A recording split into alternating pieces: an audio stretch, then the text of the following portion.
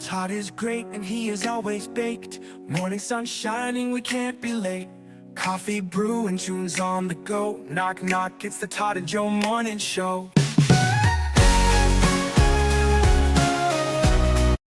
Hello, all my stoneheads and Joe hoes and Todd heads and Todd hoes. Can we call them toe hoes? I mean, you can if you want to. Todd likes feet, guys. That's actually like not a. I don't know. I just feet kind of guy. I'm not either. I just realized we both have the same Ecto 1 plate on our wall, and very similar placements. Well, yours is different. Mine is the inferior one. Yours is that one. Well, no, I have the 1A and I have the one. Yeah. I have them both up there. I see that. I see. It was blocked by Wolverine. And next to one of the greatest paintings of all time. I enjoyed that painting because, like, that was a funny painting. Like, that was one of the very few things I liked in that movie after the courtroom scene. Fucking Scoleri brothers. Classic. See, like, that all was fun. But so, like, oh, look at this guy jogging. Let's catch him in a trap that we buried in the ground. So, we'll talk about that in a different time. I feel like we talk about a lot of Ghostbusters all the time. Listen, that's my shit. It's my favorite movie of all time. Yeah. So, Todd, how have you been? How was your Father's Day? What is going on? It's good. My dog got me this shirt for Father's Day. Oh, that's very lovely. Is he your Chewy? Yeah, he is. Well, actually, you'd be his Chewy because yeah, he's Indiana. He's Indiana bones. Yeah. He's doing good. You know, he's half blind, but he's a dog. No, it was Father's Day, man. I don't. I saw my son the week before for his birthday. Right. Like took him to a dispensary and shit, and took him out to lunch. Oh, it's real father-son quality time right there. I'm on 60 days, and I'm still positive, and I haven't. Yep. Everybody. After we're done recording, I want to talk to you about all of that, but that'll be okay. The air conversation. All right. I got a grilling apron that says my wife loves my meat. And then I got 2 Funkos to add to the collection. One from Todd's favorite Ghostbusters movie. Got me a Vigo. And Blake's favorite IP is Scooby. And he got me a Scooby-Doo. Those are added to the wall collection. We did some mini golfing. We ate some meat. We grilled. It was wonderful.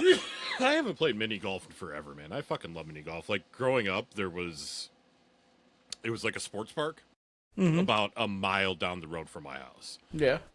So there was mini golf, batting cages, a par 3, and a driving range. So we'd hop on our bikes to go down there, but the driving range was right next to the train tracks. And there was, like, the tee boxes, but then at the end, there was just grass. So, like, I like hitting off of a tee and not just, like, the plastic, stupid, like, tee box tees. So we would go to the end, and the rare occasion a train would go by. You would crush it. Dude, we would all switch stance and just fucking start racking balls at the fucking train. Because it really was less than a football field away from where we were, so it's not like it was hard to hit. So yeah, that was fun. Or mini golf. Or my buddy's house was right there. So what we would do is like at nighttime we'd sneak into like the certain like places in the mini golf and like get high. Like Todd getting high, I don't believe it. I know, right? But every year since Logan was born, I've gone mini golfing on Father's Day. So this year I won the 15th annual I Knocked Your Mom Up mini golf tournament. Champ here. It's like 5. Yeah. Jesus. Yeah. No, Jesus was older when he Was he passed though? away. But do you know one thing I wanted to do on Father's Day and I wasn't able to? Go somewhere?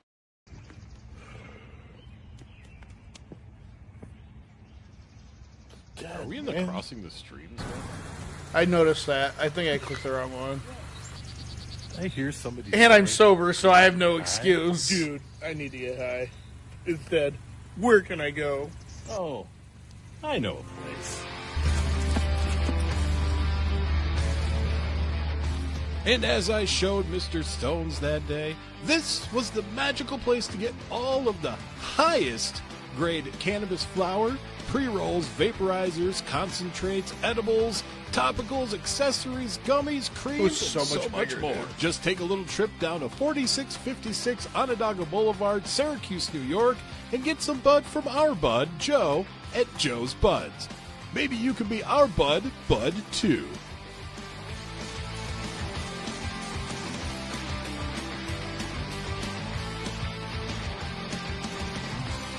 I've lost a significant amount of weight since then. Actually, it'll be. That's the shitty part about working in like an edibles kitchen, because we're just doing like a ton of R&D right now for like new like chocolate bars and shit. That's a horrible thing, doing R&D of weed. It's no weed. It's all uninfused. Right, but like I'm just sitting what's there going to eating be fucking chocolate bars. I made a cookies and cream one today. It was really good. That sounds but regardless, delicious. Yeah, so it'll be a year next week that we did that. I mean, what are you doing that morning? Nothing. My last 3-day weekend was full of a lot of stuff. So my next week, which is another 3-day weekend, I am relaxing and going nowhere and doing nothing because the following Friday I have to drive to fucking Ottawa. So, Which I'm that's upset like- about. I gotta Venmo you money to get me a T-shirt. Yeah, I'll definitely grab some. Oh, It's- I want. Oh, It's gonna be weird because it's like it's called the Canada. Ottawa Blues Festival, But it's there's not no really a blues. festival. Say the only blues about it is that I'm not going. Yeah, but it's like multiple stages because the gates don't even open till like 5:30. So like I got to see like who's on what stage because obviously I really want to catch Cypress and Limp Bizkit. I don't think they'd play at the same time because. No, that would be. But I also want to catch fucking like. How often can you say you saw Hank Azaria's fucking Bruce Springsteen cover band? You know what I mean? Not a big Springsteen fan myself, but I love Hank Azaria. I love his voice acting, his acting, like... Dude, like, all right, I'm gonna read you the lineup for all. Well, actually, it's quite It's a like few. a week and a half. Yeah, so first day, which is the 9th, you have Cody Johnson, Jesse Murph, Rev Run. Cody Johnson and Jesse Murph are both country singers that I dig both of them.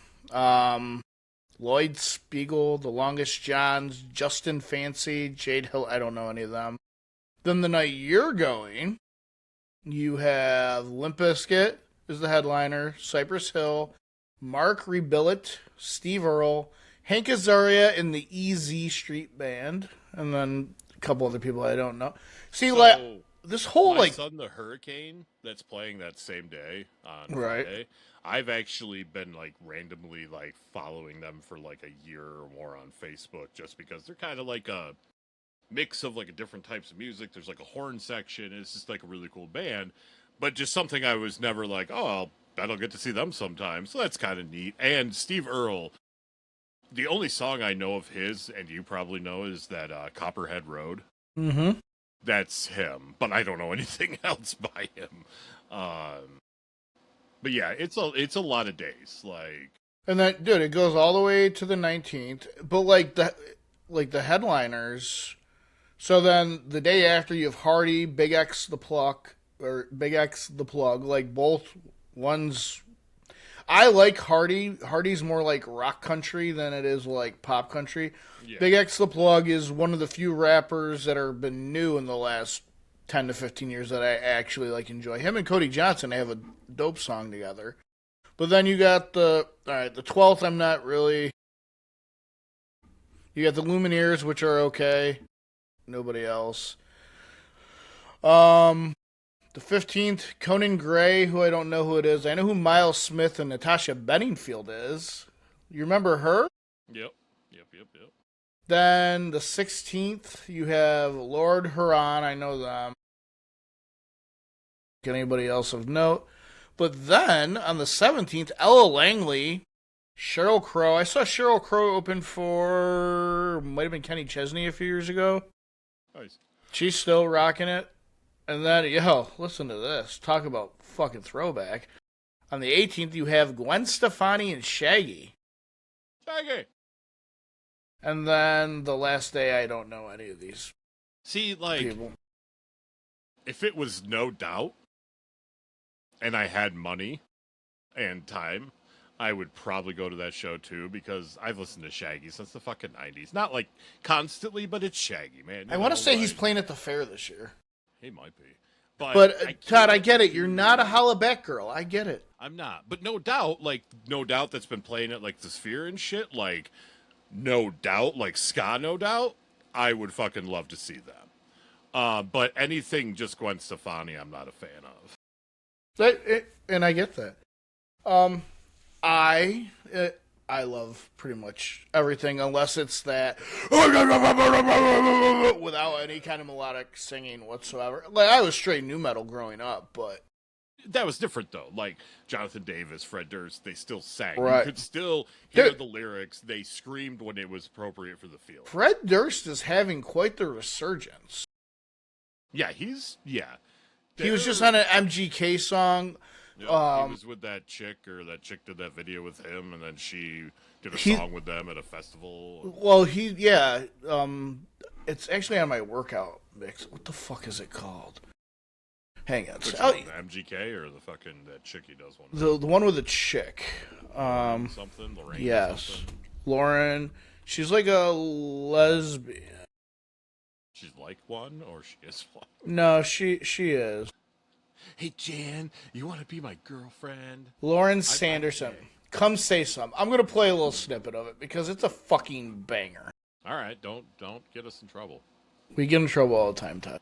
I know. Lauren Sanderson. Take your creativity to the next Theater level. Studio. Yeah, fuck yeah. Just this beat. It's such a Bizkit beat. I'm so high, no Visine. I don't reply by, please stop typing. I'm not in the mood, don't try me. Do I look pissed off, bitch? Cause I might be. Don't freak with me and my frequency. No decency. I got too many girls trying to freak my meat to be pressed over little Miss Minnie. Bitch, pay me my damn respect. Let him sweat, let him sweat, let him sweat. Call Taylor, I'ma need all hands on deck. Let him sweat, let him sweat, let him sweat. I'm not in the mood, come say something. I'm not in the mood. And I love the fact that, like, Freddie D's just in the background, just cooking burgers. So I feel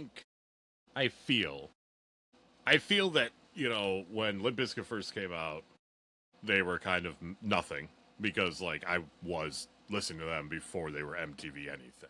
Yeah, the $3 bill I had before Faith broke. Oh, yeah, dude, my brother saw them at Warped Tour, which was, like, the first tour they ever did, and he was like, you gotta check these guys out.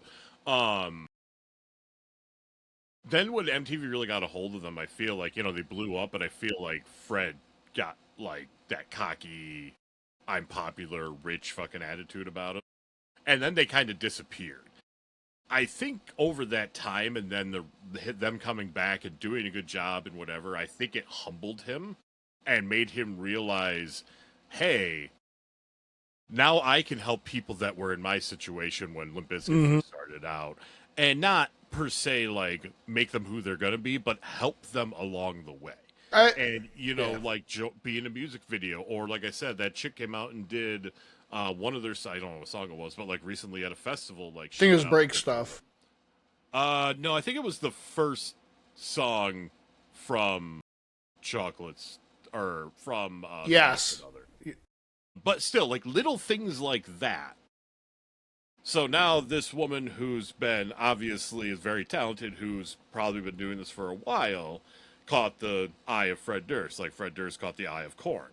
And now he's not being like, listen to her, but he's like, hey, you know what? I'm going to be on her song. I'm going to bring her out for a song It was hot dog from Chocolate Starfish. Yeah, it was hot dog. But, so it's just like, he's doing what new artists should have done to them, introducing them slowly to the world. I think bands, Green Day, Limp Bizkit, Blink-182, they went from, like, nothing to just immediate stardom. Mm-hmm. And I think that's when things go awry. People get attitudes. People forgot where they come from. It just turns to shit, drugs, whatever. I think Fred's like, okay, I want to make sure that's not happening. I saw what happened to us, or I know what happened to us, and blah, blah, blah. I don't want that to happen to her. She's talented. Let me pull her into this slowly so she gets accustomed and used to it, instead of going from, hey, who's Limp Bizkit, to, you don't know who Limp Bizkit is? You know what I mean? Like, well, I think there is that nostalgia respect to it. And you remember, Fred's kind of always done that. Like, Aaron Lewis and Stained, like, they were nobodies. Yeah. Puddle of Mud, he always kind of tried to do it. And the landscape of music changes so quickly. Mm-hmm. And the fact that they've hit that place where they're a nostalgia act. And the fact that, like, they've kept on making albums. Like, you had the Unquestionable Truth Part 1. There was never a Part 2. Golden Cobra. Like, you had all these, like, albums, because they're my favorite band of all time. The last one that they did was fucking great. I can't remember the name of it, but it came out a couple years ago. Like, I think it's awesome. Limp Bizkit Sucks or Still Sucks. Or something like that. Something along those lines. It had the dad vibes on it. And they actually came out with a song called it was like something like Making Love to Morgan Wallen, which was a banger. Yes. It sounded like Significant Other. Like, and as much as $3 Bill Y'all is my favorite album from them, that Significant Other sound is that sound where they truly infused hip hop into their like, that was their sound. And that's really, like, me as a person. I love rap, but I love rock, but I love, like, slower songs. I'm okay with the poppy shit, like, stuff like that. And I totally dig that shit. But I know we don't have any world records, which I'm okay with, so we'll save Todd's big talking point for after we do some Mystery Machine stuff. I will Mystery Machine your pants. I still haven't made a thing for it. So going back to Limp Bizkit, real quick. So everybody I work with pretty much is younger than me. Like, the operations manager, like, is younger than me. Bless you. Thank you, my son. And so, there's literally a handful of people that are like my age or older that know what I'm talking about or whatever, or don't know what I'm talking about. So this kid that works in the kitchen, he'll be 24 next week. He's knowledgeable. It's funny because, like, he knows stuff. He's not a dummy, but he, like, doesn't know stuff. Mm-hmm. So, like, he knows Rob Zombie, but he didn't realize that Rob Zombie was in White Zombie. Never really heard of White Zombie. And I'm like, that was Rob's first band. It's also the first zombie movie ever made. That's why they are named White Zombie. And he's listened, obviously, to Limp Bizkit, but he had never heard $3 Bill Y'all. A lot of people don't. A lot of people think Significant Other's like the first album. So I played it for him. And he was floored. Because it wasn't the Limp Bizkit he knew. It was raw, unrefined. It was Fred dealing with a breakup. It was like, there's nothing more fucking punk and rock than that. What is your favorite song on that CD? On $3 Bill? Mm-hmm. Oh, man. It's honestly, I have to say, like, legitimately, the first three songs I can't pick between. Pollution, Counterfeit, and Sour. Counterfeit and Sour. Sour. I think Sour is track 4, man. Yeah, because there's the intro. Hold on. Because intro, I'm pulling it up. 1997. Holy shit, it's almost 30 years old. Yep. Yeah, that was, like I said. Stuck, yeah. Stuck. That's yeah. Right. That's what I meant. I meant Stuck. So I can't, like, those three. I mean, I love that whole CD, but man, those first 3 songs, I can't. Like, they are equal to me in all aspects. Like, just at the end of that one song, fucking Fred telling himself to like shut the fuck up and shit. Like, Shut the fuck up. Okay, I'm done. And this kid, he was floored. I mean, like, he was like, what the fuck is this? I'm like, this was Limp Bizkit. This was what I got introduced to as Limp Bizkit. Right. He's like, this is fucking amazing. I'm like, yeah, dude. Like, they were not a different band, but they did have a slightly different sound than after that, you know? So, yeah, it was... 2 through 6. Pollution, Counterfeit, Stuck, Nobody Loves Me, and Sour. Like, I must have listened to those 5 songs more than I've listened to any songs ever. But the other thing, too, is, like, Indigo Flow, you actually see, like, Fred can rap. And, like, he always has, like, that shout-out track, like, on all the albums.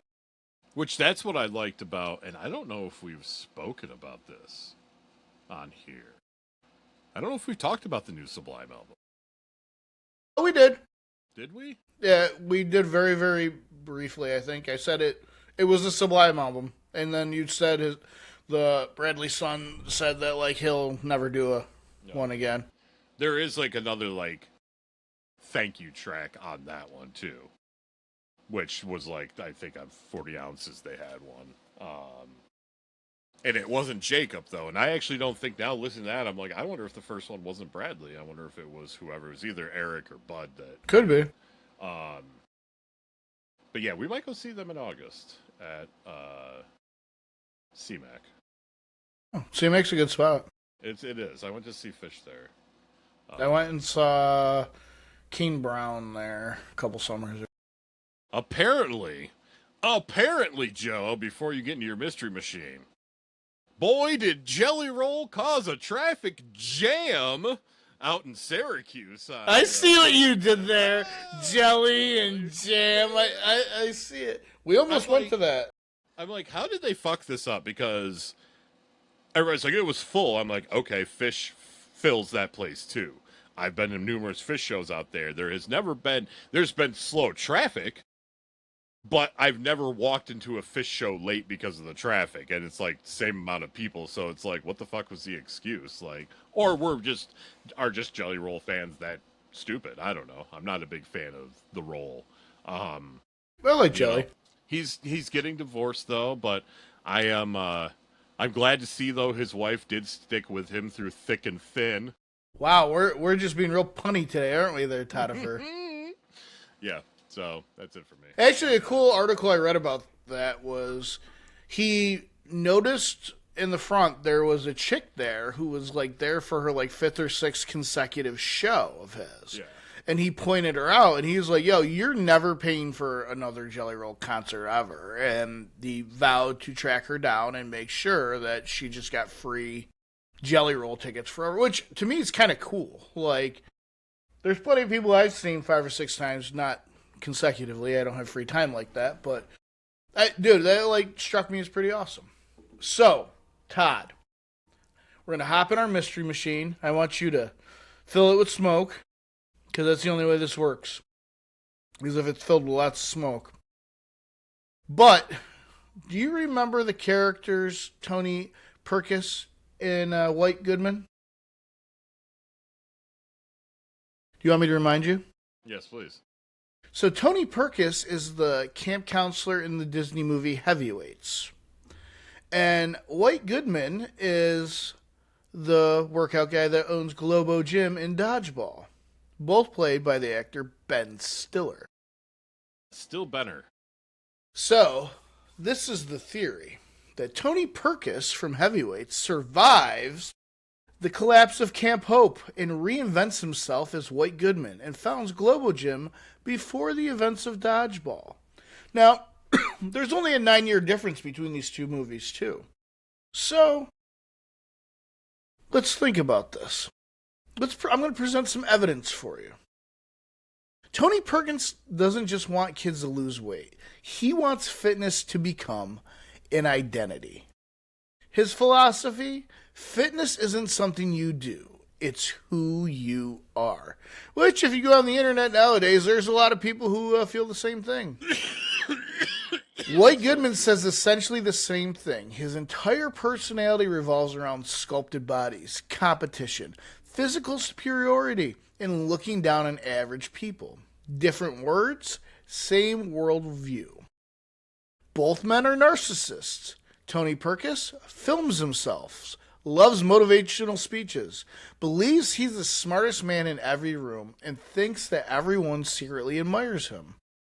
White Goodman lives surrounded by mirrors, makes commercials starring himself, refers to himself as a perfection, believes he is genetically superior. That isn't just confidence, that's pathological narcissism. And let's look at Exhibit C here. Tony has long blonde hair. He's a California fitness guru. White, bleach blonde hair, overly tanned, fashionably ridiculous. He looks like somebody who spent 10 years trying to become an even bigger celebrity. Same business model. Tony Perkis Industries becomes Globo Gym.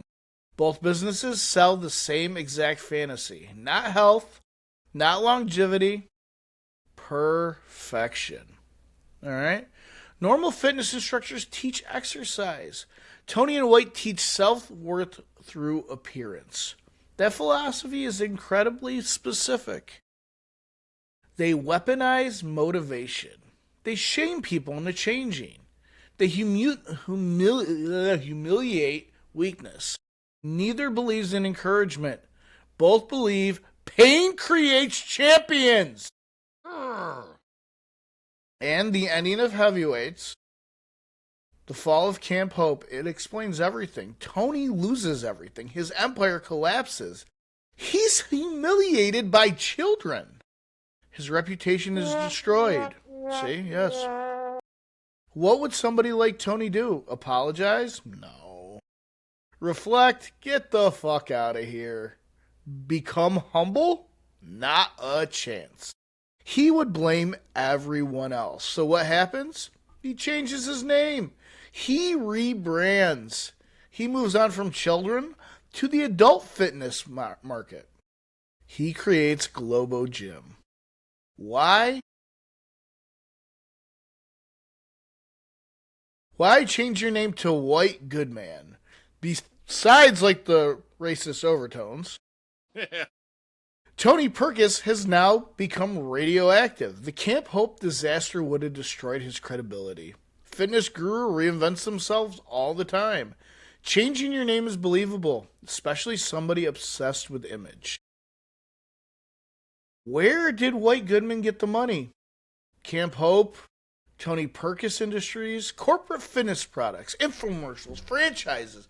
Even after Camp Hope failed, Tony likely retained assets, intellectual property, and investor connections.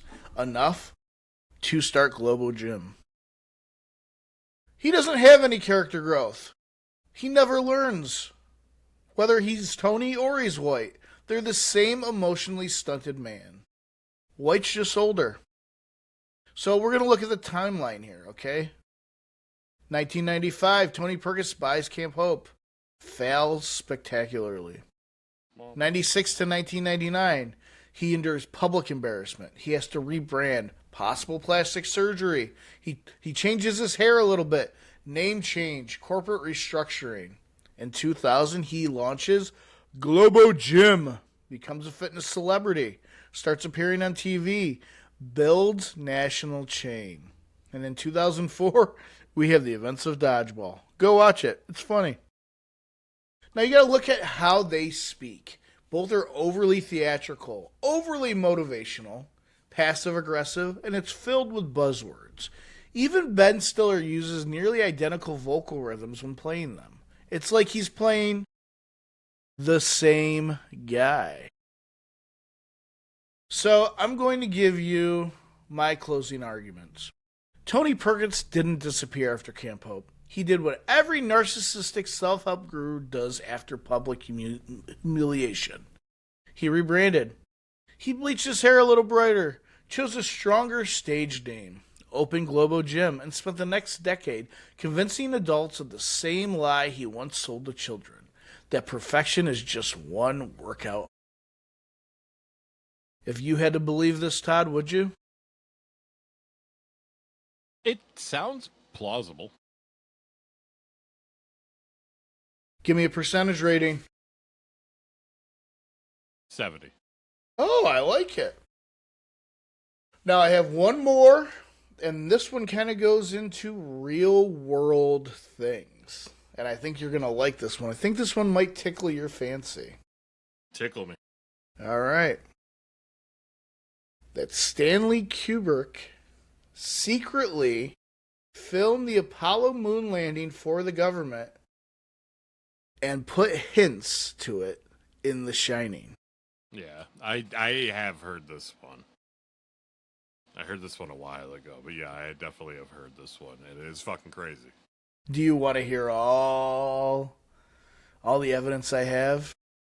Evidence me up, good sir. All right, so the 1980 movie The Shining is Stanley Kubrick's coded confession that he secretly filmed the Apollo 11 moon landing for the U.S. government, and that he hid clues throughout the movie because he obviously couldn't openly reveal the truth.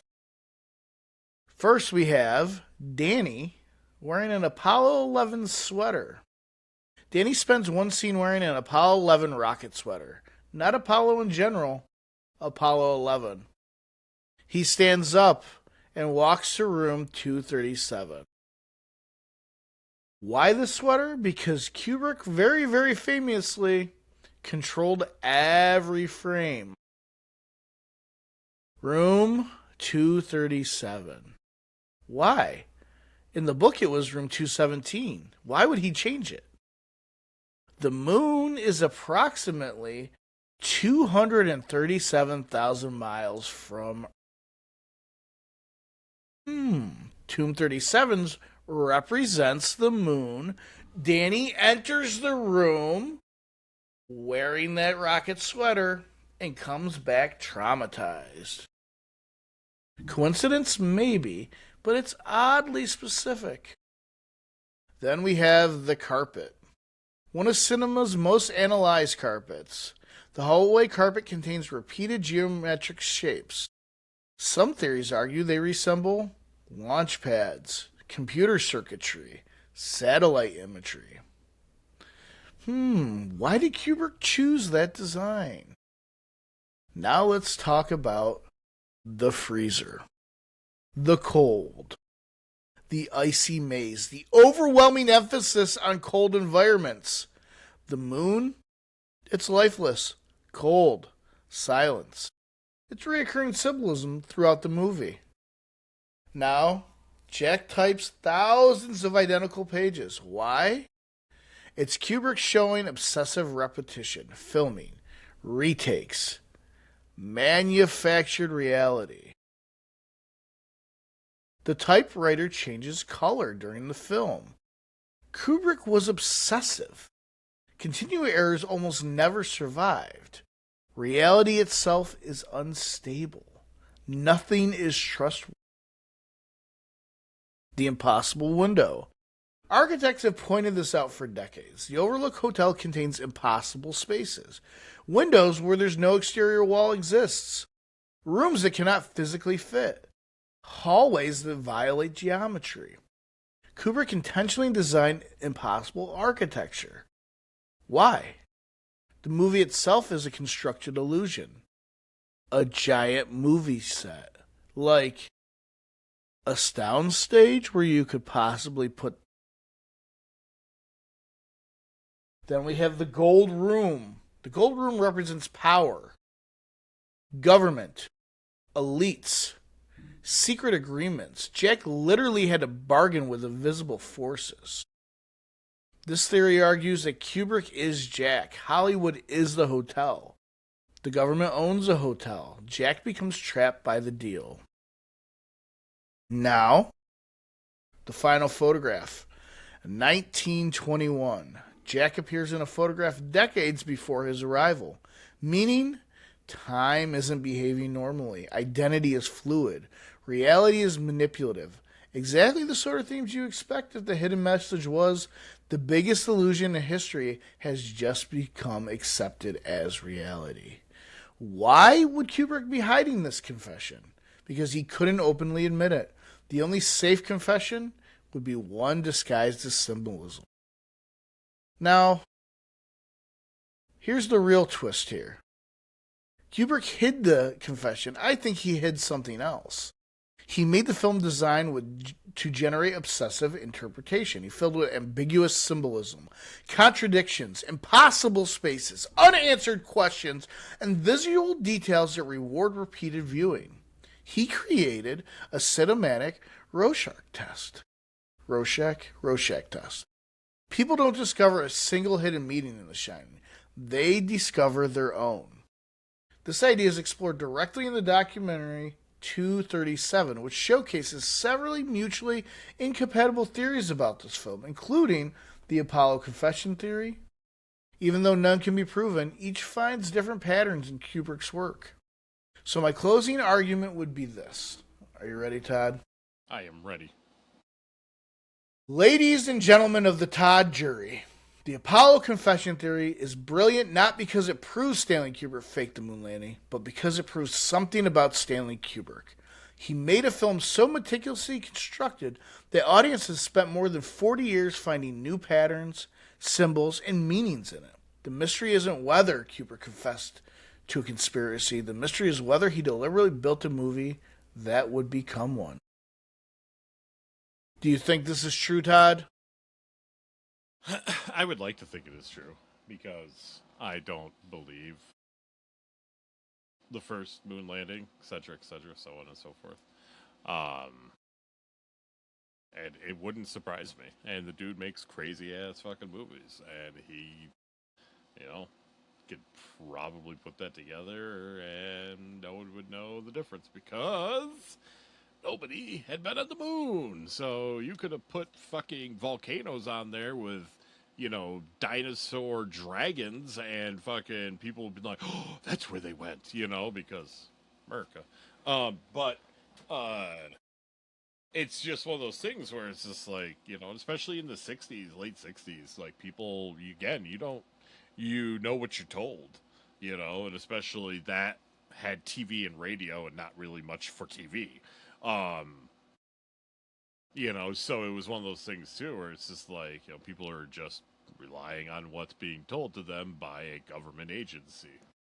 So, yeah, they could be like, oh yeah, here's this, video from them getting off the blah, blah, blah, Right. Yeah, they could be in fucking, fucking West Hollywood on a soundstage, fucking, jumping off, and then them putting it in slow motion as they're like walking down the fucking moonlander and landing on the ground, like. So yeah, I have always been kind of a proponent of the moon landing was fake, but then when something like that comes along, it helps you be like, well, like that kind of makes sense. I personally think it happened. I think it. I've looked at the old videos, and like there's a lot of consistencies between the current footage we have now compared to the shit back then. It all, and to me, lines up. But I'm by no far an expert, and I'm completely okay with people having their own versions of the truth when it comes to stuff like that. So, Todd, are you ready to talk about what you want to talk about? Ladies and gentlemen, Hey, listen! it's time for video game news and reviews. It's time to kick ass and chew bubble gum. And I'm all out of gum. Fatality It's me, Mario! with Todd and Joe.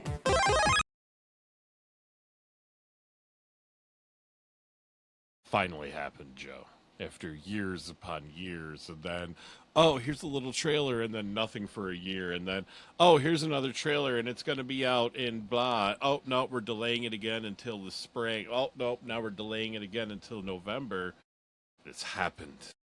Pre-sales, or pre-orders, are live for GTA 6. Are you pre-ordering it, Todd? Eventually. I'm in no rush. I know it's not going anywhere. It's a digital thing, so it can't sell Which there's out. a lot of backlash about. And you know what? So I look at it this way. There's 2 price points. You can get, like, the base model, if you will, for $80, or the Ultimate Edition for $100. If you're going to spend $80, just spend the fucking $100. Does it suck that Rockstar is essentially forcing your hand to spend $20 more to get stuff that isn't available for people that don't want to spend it? Yes. It is bullshit, and I'm, whatever, but I'm also not going to be one of those people like, I'm not going to buy it. It's too expensive. I've been playing GTA since fucking GTA 2 in, like, 2000, 99, 2000. Like, no, I'm not going to fucking not buy it because it's expensive. But yes, I know what you were saying. People are pissed about getting a case with a digital code in it. Like, here's my thing, dude. I haven't bought a physical game in years. I plan on digitally downloading it anyways. When I've gone to GameStop, it's been to buy fucking Funko Pops, not actual video games. There's no point to buy physical media right now. Like, what if blah, blah, blah happened? Whatever, man. Like, I have everything I need. I don't think the servers are crashing or going anywhere anytime soon. And by the time blah blah blah would happen, it'll probably been a couple years, and it'll be fucking like $50. You know what I mean? Like, so if you had to buy it again, it wouldn't be like paying another $100 for it. I wish they'd put out a trailer. Like, I was thinking they would put one out like Wednesday, because like pre-orders went live yesterday, but they didn't. But I think they're waiting to see like where the pre-orders are at and if they're below where they think they're going to be. I saw in the chat earlier what I saw earlier in the day, but I saw, and again, it's the internet, so true, whatever. I saw that there's been over 50 million copies sold, and they've made over $4 billion already. It wouldn't surprise me.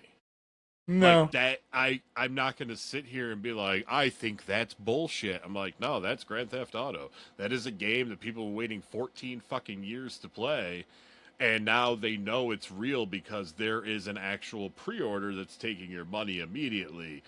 It's real now. It's 4 months away, or whatever, ish. Yeah. Yeah. 5 months away. Yeah, it's just much. Regardless, it's in November, so it's really not far away in the grand scheme of everything. In the grand scheme of how long we've had to wait, 5 more months is really not a long wait. Not a long wait at all. I will, pre-order it at some point. I don't have $100 some odd just to drop on a video game right now. But again, the nice part about digital, they don't sell out. Now, did you see, though, that at some point in time after the game release, they will be putting out a physical copy? Did you see that? Yes, I did see that. And I don't think that was the original. I think that was something that... I don't think they originally planned on doing. No, I think that like, fucking bastards, like, bitch and moan about not having this game. We give this game, and now you're just bitching and moaning about something else with it. I have the screenshots pulled up. Oh, look at me, Mr. Fancy. So do I. How many do you have? I have 16 of them.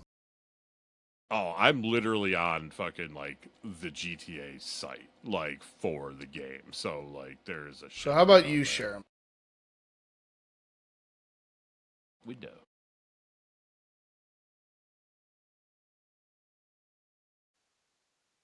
Can you see it? I can. So this is me, like, it's moving the mouse. Why this is actually, like, moving itself. Right. So it kind of goes through your characters. You know, you got Jason here. Nice fucking detail on shit. Tattoos. Crazy detail. This dude, Must be still him though. But again, Yeah. fucking, even if it's a cutscene, like that's still insane. If that's actual gameplay, like it's absolutely insane. So one of the things I've heard too is that the NPCs are going to remember you and remember your actions if you've crossed them before. Yeah. Which is cool. I mean, they have the power to do it now. You know, the systems Right. can do it. I mean, you got to remember. I think people forget that GTA 6, originally came out on the fucking 360. Right. For like a month. Or GTA 5. So, like, system-wise, you know, you've gone from the 360 to the Series, or the 1. To the Series X. X and S or whatever, you know, like, so, yeah, the evolution of the fucking gaming system. But, I mean, like, look at that fucking gun. Like, detail. Crazy detail. Nuts. Obviously, you know, is this something that's like, oh, hey, you're going to be able to fucking go fishing? Probably. And the map's like, what, 3 times the size of the previous map? Yeah, it's something ridiculous. That's dude's fucking girlfriend. She looks pretty badass, honestly. Again, even just detail of, like, the sun, you know, on certain fucking parts of her. Like, how it would be in real life. Like, it's insane. Even, like, that shit. Hang out the fucking window, her hair looks goddamn real, basically. Right.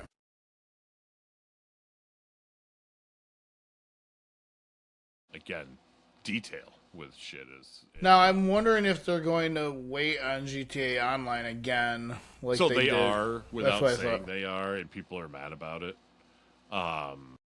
So it literally says, like, somewhere in the description of it, like Rockstar said, like, GTA 6 is a first-person experience.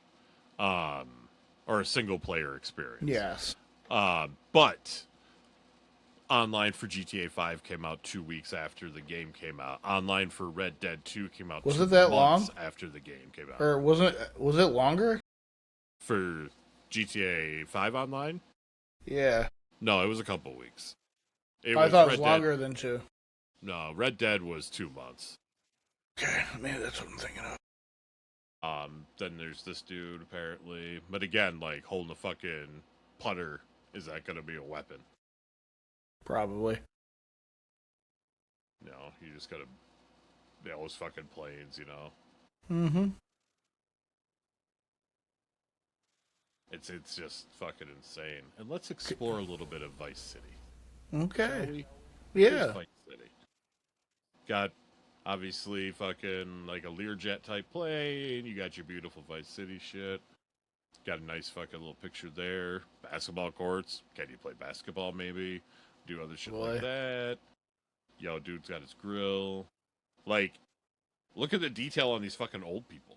The sand, the fucking, like, burned shit, you know, with the wrinkles, the aging, the hair, the fucking facial expressions, you know? Like I said, even just the the sand coming off of her fucking foot, that ass that he's staring at that I just realized.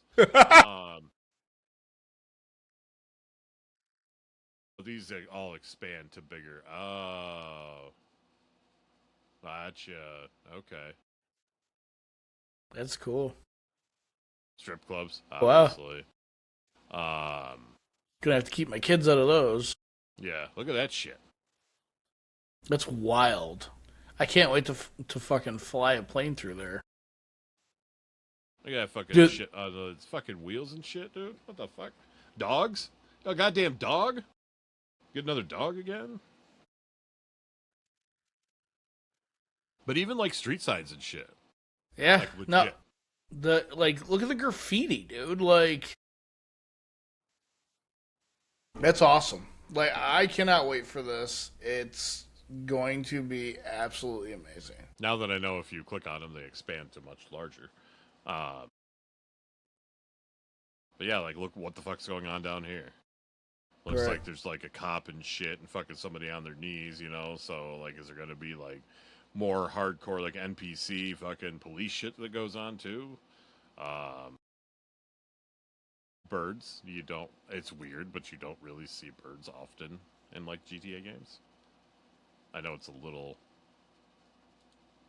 detail, but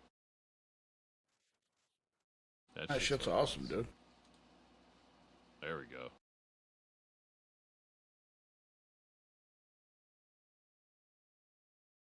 But then down here we got this motherfucker. He's like, "Yo, I'm rich, bitch." Kind of looks like a mix between Rick Ross and Kanye West. Booby Ike. Jesus. All right. I didn't. This is where I stopped when I was looking earlier. So we're gonna explore the Keys together, Joe. So it's the Florida Keys. Yeah. Look at that shit. It's crazy.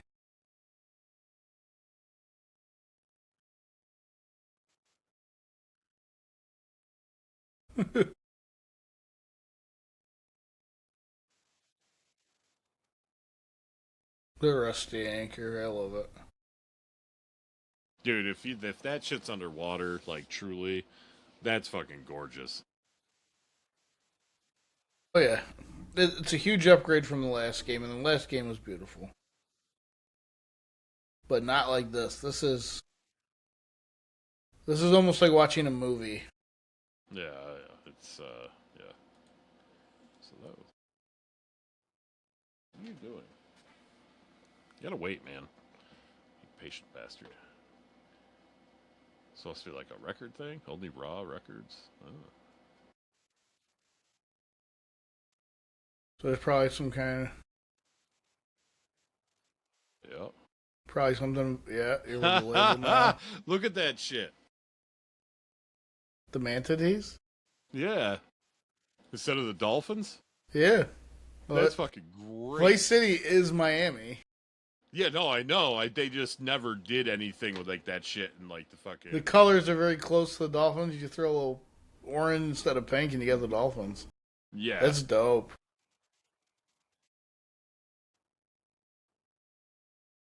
Yeah, what up? Here's the... Oh, there's the fucking wetlands. Holy shit. What the fuck are they? Those are hillbillies.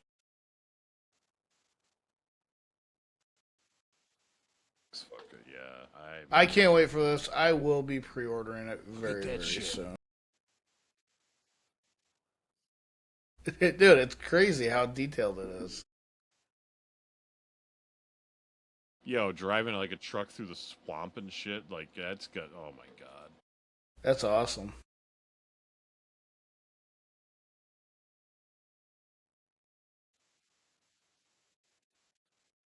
So there's probably going to be some sort of like TikTok type thing on your phone. Look them bitches. Dude, how many fucking areas are in this place? This is insane. That's Port of Miami. Nice. Yeah, it looks awesome. Compared to 5. Yeah. Oh, look at that shit. It looks like some... Ooh. Yeah. Fucking strip joint. I don't want to know. Redneck party. Yeah, apparently. What else we got? Raul Batista. Raul. What up, Raul? Are you related to fucking other Batista? Ambrosia. The biker gangs. Yup. That's awesome. What is that? Proud allies of diversity and treats. Jesus Christ.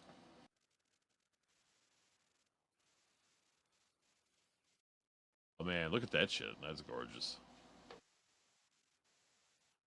Well, there's another non-real life violent video game I want to talk about real quick before I move on to... How about this car wash? It looks very washy. Yes.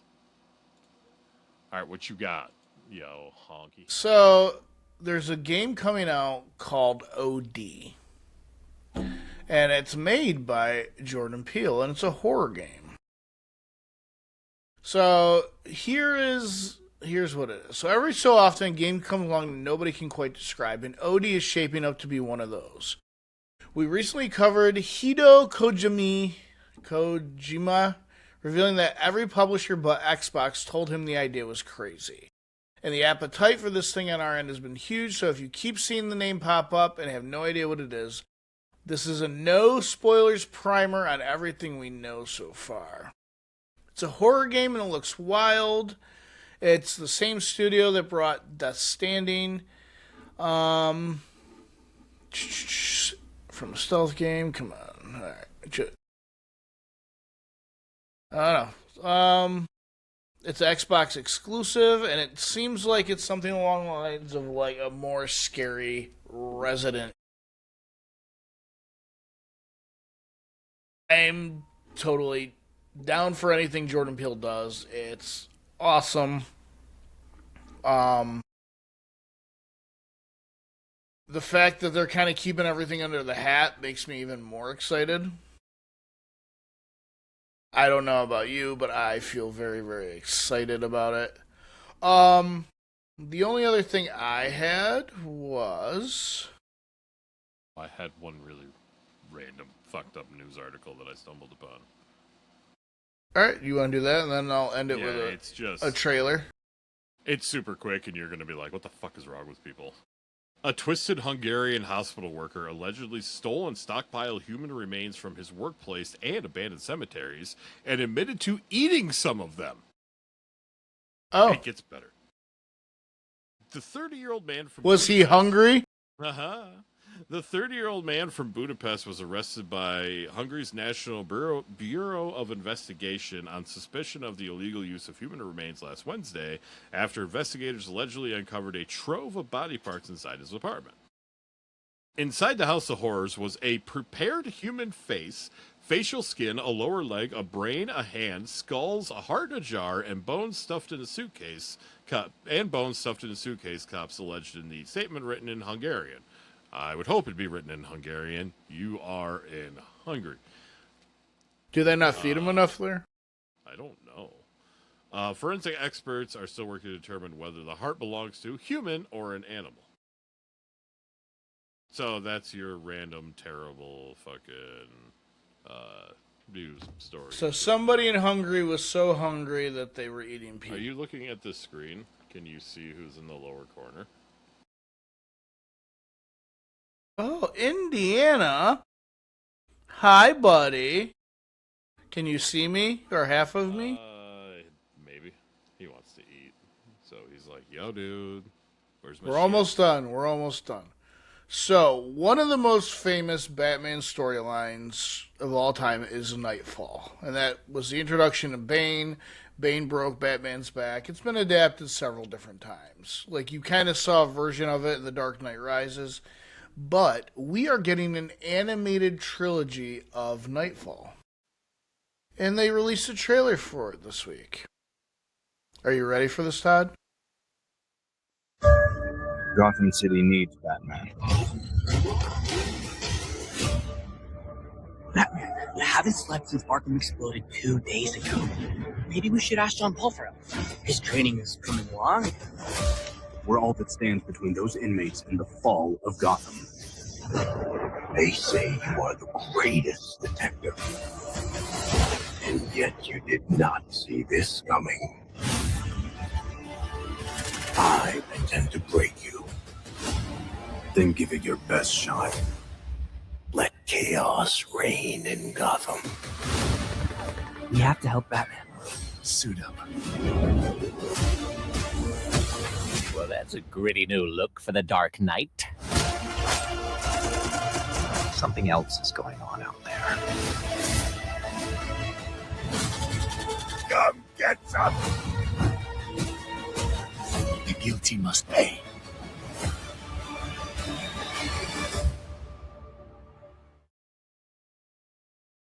How awesome does that look? Looks really good. And it's such a good story. It's You have Batman. It was kind of a reset and a darker take on Batman that continued from The Dark Knight Returns. It's just such a great storyline, and I'm super super pumped for it. Hold on.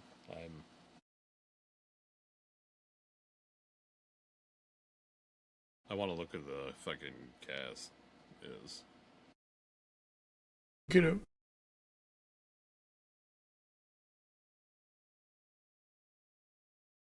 Yeah, nobody I know of. Anson Mount is Batman. Michael Mando is Bane. I know all them. What's that? I know them. You know Anson Mount? Yes. Oh. Yeah, I've never heard of those people. Are you looking at their IMDb's?